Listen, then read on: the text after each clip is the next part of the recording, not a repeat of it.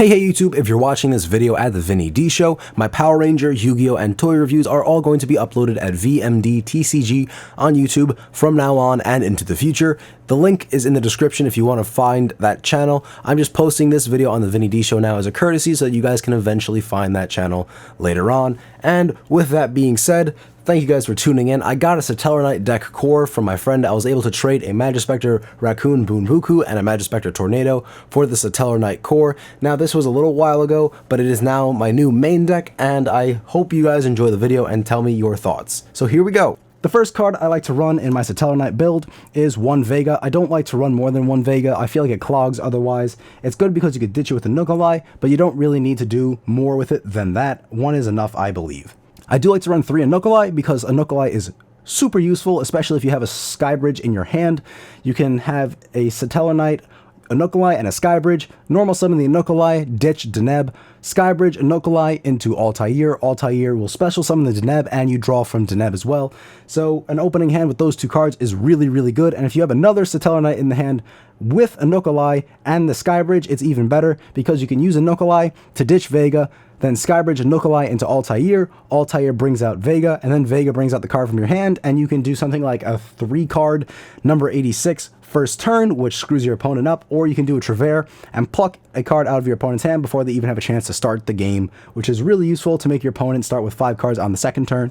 That kind of does screw a lot of people up, so that's why I like to run it, because it's really useful, and 3 of them matches the number of Skybridges I have. Next, I run 3 Deneb because it's standard, as well as 3 Altair. I really don't feel like I need to explain it. These cards just make the deck run better. It's the Satellarknight engine, and in total, I don't think there's more, explanation necessary than that. I do also like to run 2 Honest because in case I get basically pushed up against a brick wall, if they have vanities on the field and I have a Satellarknight and I can't do anything, I can't special summon or anything like that, it's good to have an Honest in hand because if they attack, you can just flip their attack, destroy their monster, and get rid of their vanities. Honest is also a level 4 light monster, so you can use it to get a lot of cards from your extra deck out as well. So in case you do need to special summon it for some reason, it's really good. I also like to run 2 Max C because Max C is basically an upstart goblin, but puts a little more pressure on your opponent, I feel. Max C forces them to keep in mind that every time they special summon, you're going to draw a card. So if they don't think they can OTK you, they might not go as hard, and it'll force them to weaken what they had planned originally. If you upstart, you're giving your opponent 1,000 life points, which I really don't like. Max C can be summoned in defense position as well, in case of an emergency. I don't really like to do that, but if I'm going to lose the game, it's good to set a Max C and draw the next turn as well. So Max C has more than one use. Upstart Goblin just allows you to play with 37 card deck, which is really good, but in the grander scheme of things, I really do feel that Max C is a little more useful than Upstart Goblins. Next, for one-off trap cards, I like to run 1 Vanities and 1 Solemn Warning. Solemn Warning just, is Solemn Warning. Vanity stops your opponent from special summoning. I don't feel like these cards are all that special that they warrant a complete description. Maybe this card, though. Horn of Heaven, if you haven't seen it, it's a really, really old card, actually. It's, I guess, the original Horn of Heaven. There's now Black Horn, Grand Horn, stuff like that. The reason I run this horn is because it's a counter trap, and it hasn't been errated, which means it hasn't had its effects changed yet, which is really useful, because if its effects haven't been changed, it is pretty overpowered in my opinion.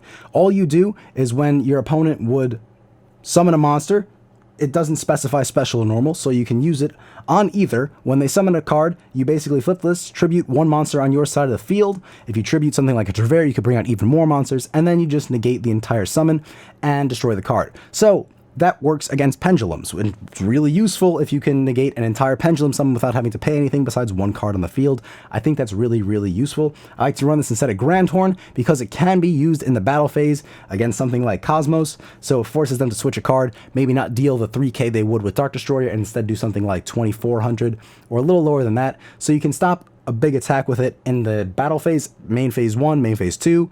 You can do a lot with it, and that's why I like it. I also like to run 2 Time Space Trap Hole, and these are both the same time space. I don't know why one's discolored. One of these might be fake. I hope I didn't get, sent a fake card. But if I did, oh well.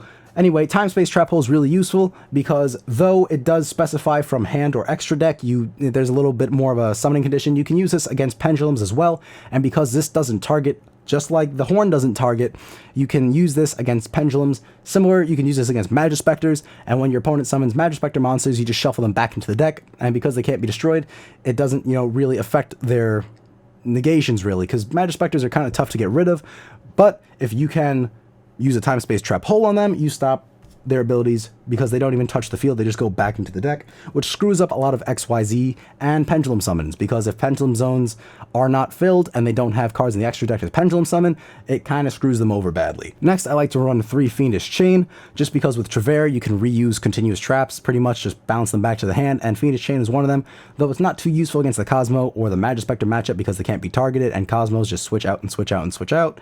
I do like to run 3 because not everybody runs the money decks these days.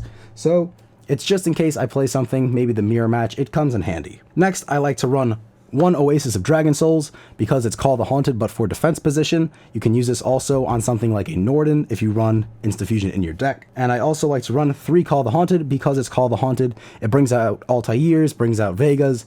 It's basically your way to special summon more monsters once your turn's over. You could special summon on your opponent's turn in their end phase and then do it all over again to get 5 cards on the field and do something like a number 86, which is really, really fun and kind of scummy to do.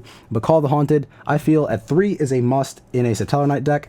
You can run 1 Oasis of Dragon Souls, but you can run 2 as well. I like to run 1 just because otherwise I'd have to take out better cards in my deck. Next, I run 3 Satellar Nova Alphas because it is great. It stops effects, it stops spells, it stops traps, it stops, I guess, some kinds of summons, I guess maybe like ritual summons and stuff like that, monster effects. It's really useful, and you get to draw off of it as well. So if you use Satellar Nova Alpha to get rid of something that your opponent's doing and you burn something like a Trevere or a Deltaros, you can bring out another Satellarknight and draw a card. So it really just does help you go plus with it. Now for my spell cards, I like to run 1 Raigeki because it's Raigeki and it stops everything. It's a little tough against the Magispector matchup. Maybe just take this out and side against it otherwise, but it's really useful. I like to run 1 Insta-Fusion because I only run 1 Norden.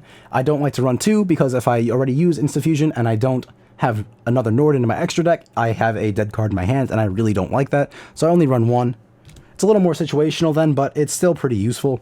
I also run 3 MST to stop that back row because sometimes when you run Satellarknight, people like to run this thing called Light Imprisoning Mirror, and that screws you up really badly, and this gets rid of that. So it is your best friend when they have Light Imprisonings on the field. Next, I like to run 1 Book of Moon, because it's a really good card to use. It stops effects because you just put the monster face down, and it can't use its effect. It's really useful for how simple its effect actually is. And then I run 3 Skybridge and 1 Rhoda. Now, the reason I run 3 Skybridge is because Rhoda got knocked down to 1, so I put the places where I had Rhodas, I just put Skybridges in, and I couldn't be more happy. Skybridges are so useful, and you can just switch out and switch out and switch out. You can use it on your opponent's turn, and you can switch out a Trevere if it gets Fiendish Chained, and you have a Skybridge, you can activate it and just switch the card out. It's really, really useful. It helps recycle materials. You can do a whole lot with a Skybridge, and that's why I like to run 3. Some people don't, but I prefer to. Next, for my extra deck, I like to run 1 Satellarknight Constellar Diamond and 1 Ptolemaeus. When Cyber Dragon Infinity drops, though, I might be taking out the Diamond for a Cyber Dragon Infinity because Ptolemaeus allows you to rank up into it the same way that you rank up with Diamond into Ptolemaeus. So I might get rid of Diamond eventually, but for now, I don't have anything else I think would fill the slot just as well as it does, so I'm deciding to keep it for now. There isn't any really Shadal matchups anymore, so it's not too useful, but it does stop dark effects, so you can use it against something like a Dark Destroyer, because on the special summon, or its effect, you can stop it and negate it and destroy it, which is really useful. I also run 1 Heroic Champion Excalibur. Sorry, it's Ghost Rare, so it's kind of like blending in with the background of my Spellground mat, but I like to run 1 Excalibur because a 4K beat stick is pretty good, and it's only 2 level 4 light monsters, so you can get that pretty easily with a Satellarknight deck. So you can get a 4K beat stick out pretty much like nothing. I also like to run 1 number 86 Heroic Champion Rodnaminiad. I think that's how it's pronounced. I'm sorry if I'm saying it wrong. This card is absolutely ridiculous. I'm not going to read its effects now because it's a goddamn novel, but just look this card up because it is ridiculous. If you can summon this with 5 materials, you basically win the game. There's no ifs, ands, or buts about it. You win the game. It's unaffected by traps, spells. You can't summon the next turn. It's ridiculous. It blows up the field. There's nothing that could stop that with 5 materials, in my opinion. Next, I like to run 2 Trevere because it is super useful for recycling your materials, like your Call the Haunted, Oasis of Dragon Souls. If it's face up on the field and you summon a Trevere, it goes back to your hand.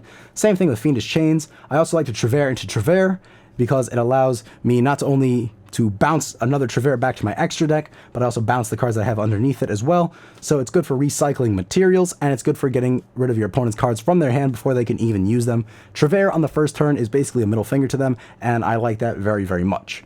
Also, when it's destroyed, it summons from the graveyard. so you can bring out basically another Trevere if you have an Altair, a Vega, and then a Satellarknight in your hand. Next, I like to run one Norden. I would run two, I just don't have the room in my extra deck, and then I have to put another Insta-Fusion in my deck, and I don't really want to do that. I run one. You can bring it out with Oasis of Dragon Souls, call the Haunted, or Insta-Fusion, so it's really useful, but you got to Insta-Fusion first before you can call the Haunted it and Oasis of Dragon Souls, because it needs to be in the graveyard, but it allows you to go into rank 4s, so it just helps with that rank 4 toolbox. I like to run Deltaros only at 1. Satellarknight Trevere is a little more situational because it does need to be level 4, you know, Tellarknight monsters. It needs to be 3 of them. Satellarknight Deltaros, on the other hand, though, just needs to be 3 level 4 monsters. So you can bring out Satellarknight Deltaros with 3 level 4 monsters, so you can use the Norden underneath it, you can use the Honest underneath it, and you can pop cards on your opponent's side of the field or your side of the field. You can pop himself, and then you can bring out even more monsters, because when he's sent to the graveyard, you can special summon a Satellarknight from your deck, which is really useful. So if he's Fiendish Chained or something like that, you can't do anything, but if he's destroyed by even his own effect, you can special summon, which I think is a really good way to play Yu-Gi-Oh! Because destroying your own monsters, it throws your opponents for a loop for a second, and they might not be sure what you're doing. I also like to run one Silent Honor Arc. It's just part of that rank 4 toolbox. It helps you get out of sticky situations you wouldn't be able to get out of normally, because if it's a special summon monster in attack position, odds are it's probably going to do you some damage. So with this, you can just get rid of it, and it doesn't destroy the monster, so you can take monsters that can't be destroyed by battle with it. It's really useful, and that's why it's probably like 15 to 20 bucks. I run Steel Swarm Roach because I like to play my friend and he plays Infernoids. You can take this out if you have a better extra deck card in mind, but I like to run this against Infernoids. Anytime a monster is summoned that's a level 5 or higher, you remove a material from him, and it stops the summon, which is pretty good, and you can bring it out rather easily. So if you're playing Infernoids and they don't have the cards that allow them to pop themselves to destroy him, he basically stops your opponent from playing Yu-Gi-Oh! And I like to do that. Next, I run a Karen Gorgon. I can't even read the word. I'm just going to say something Knight. It's too complicated for me to pronounce right now because I'm reading it through a camera. But I run one of him. He's really good, 2400. He helps protect your monsters because anytime an effect that targets exactly one card activates, he can change it and you can choose what the target for it is. So that's pretty ridiculous, especially when you consider like a Fiendish Chain or something that targets exactly one card. You can change who gets affected with him, and that's pretty nuts. Next, I like to run one Bujin Tsukiyomi, and that is because if I have one card in the hand and 2 level 4 monsters on the field, I can ditch that one card in my hand and I can draw 2. So his effect is ditch 1 or 2 cards and draw 2. So you can go plus with him, especially if you don't have a good hand. He's a way to get better cards in an emergency. I wouldn't like to summon him too much, but he does have his uses, and that's why I keep him in. I also like to run one Castel the Skyblaster Musketeer. Skyblaster Musketeer, I think I said that really weird. But I like to run one of these because it's Castel. He gets rid of face-up cards on the field, and that is really useful. He has saved me a lot. I also like to run Gagaga Cowboy because he has also saved me a lot. Gagaga for game is one of my favorite phrases, just because you look him in the face, say Gagaga for game, and they go, show me the Gagaga. You pull it out, and that's it. Gagaga is great because you can deal 800 damage directly to them. He allows you to basically attack over any monster as well if the monster has more than... if your opponent has less than 2900 attack, he can attack over it because of his effect, where he gets boosted by 1000 and your opponent loses 500 attack. So he's almost like a Swiss Army knife where he can attack, and when he's in defense, he does direct damage, which is really useful. So that's why I like to run him. And I also run one Daigusto Emerald. I think it's the Shatter Rare version of it. I can't tell because I have the sleeve on it right now. But this just helps you recycle materials late into the game because Satellarknights like to burn through their deck. So if you do have all your stuff you need, all your Satellarknights in your deck, not in your deck, in your graveyard, and you want to put them back in your deck, Daigusto Emerald is the way to go. He's really useful, and that's why I have him. Next up, here are 3 cards I like to run in my deck. I just didn't have room for them, so I took them out. I like to run Soul Charge. I just found it's too situational, where I couldn't attack my opponent and I had to pay 1000 to special summon each time. So instead of putting Soul Charge in, I put the Oasis of Dragon Souls. I felt that helped me out a little more, because Satellarknights can just bring a lot of cards out. Pot of Dualities are useful. It's just I didn't like when I drew them, so that's why I took them out of the deck as well, but you can run them. I'm just giving you alternatives to the cards that I play. Next, for my extra deck, these are cards that I don't have in it currently, but I do like to run, and I just wanted to show you them. Thunder King Ryle for obvious reasons, Grand Horn as well, but Grand Horn I just felt was too situational, so I didn't run it. But you can run it, and I just wanted to offer you guys alternatives to what I'm doing, because my deck profile and my deck's build is not always going to be the end-all be-all. there are going to be other builds, and you can build it to the way you like it. I run 2 Fairy Winds just because I'd like to run up against people that play as much back row as I do, and Fairy Winds is similar to Gaga, where if you can use this late in the game, your opponent has less life points than you could set 5 back row, because with Satellarknights, that's not too uncommon, one of them being a Fairy Wind, and you can deal a lot of damage to your opponent really quickly, and it just can end games. You can also destroy cards that stop you, something like a Light Imprisoning Mirror, this can get rid of, so it's good in the mirror match, and it's just good to side in the second duel, because they're going to pretty much run Light Imprisoning Mirror against you once they see that you play Satellars. Next, I run 3 Iron Wall, because of the Infernoids and the Cosmo matchups. This just shuts down Infernoids, it shuts down Cosmos. It has won me a lot of games, and I like to keep it 3 because I like to see it as early as possible. I don't really want to draw all 3, but if I could draw 2 of them, it pretty much helps me in case one of them gets MST'd or gets destroyed by an Infernoid effect. I also run 2 Trap Stun just to protect me in the mirror match, because I can activate this on my turn when I'm summoning monsters and stuff like that. They don't have any responses then, or I can activate it on their turn, and when I'm attacking, they can't do anything about it. So Trap Stun's good. I would run Royal Decree, but it just stops me too much. Trap Stun's good because it's only 1 turn. I also run 2 Chaos Trap Holes for the Mirror matchup and the Cosmo matchup, because the Mirror and Cosmo matchups are the toughest in my opinion, because Satellarknight mirror matches go really long. Chaos Trap Holes just stop that completely, gets cards out of the way really early, and all Cosmos is light and dark, so if you can get rid of a Dark Destroyer with this, you lose 2,000 life points as opposed to 3,000, so it's really useful, and that's why I do run it.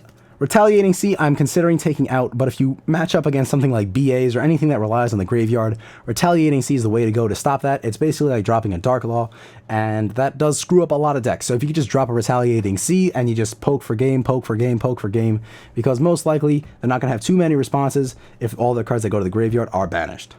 I also run 2 Flying Sea because it stops the XYZ summons. Your opponent, when they summon a card, you just basically put this on their side of the field so you can't XYZ. That's that. And I run 2 Stygian Dirge because it also stops the XYZs unless they have a rank lower than they were planning to make. And that's it. So thank you again, Screencasters, for allowing me to do this guest upload. I really do appreciate it, and I can't thank you enough. And thank you guys for watching the video, and if you enjoyed it, don't forget to go over to VMD TCG on YouTube and click subscribe, because this is where most of my Yu-Gi-Oh videos are going to be from now on, as well as some Power Ranger videos if you're interested in that. And that's it. So thank you guys for watching, and I'll see you next time.